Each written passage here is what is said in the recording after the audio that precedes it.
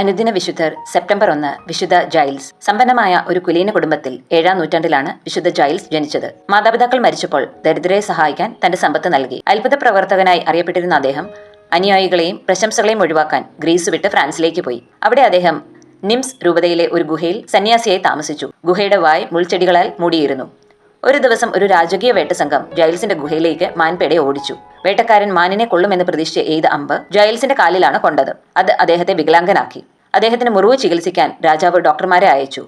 എന്നാൽ തന്നെ ഒറ്റയ്ക്ക് വിടാൻ അപേക്ഷിച്ച് ജൈൽസ് പറഞ്ഞെങ്കിലും രാജാവ് അദ്ദേഹത്തെ കാണാൻ പലപ്പോഴും വന്നു. അങ്ങനെ ജൈൽസിന്റെ പ്രശസ്തി വ്യാപിച്ചു. അനുയായികളാകാൻ സാധ്യതയുള്ളവർ ഗുഹയ്ക്ക് സമീപം ഒത്തുകൂടി.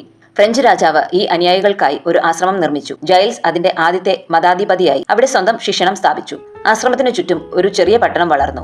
ജൈൽസിന്റെ മരണശേഷം അദ്ദേഹത്തിന്റെ ശവകുടീരം ഒരു ആരാധനാലയവും തീർത്ഥാടന സ്ഥലവുമായി മാറി. ആശ്രമം പിന്നീട് ഒരു ബെനഡിക്റ്റൻ ഭവനവുമായി മാറി.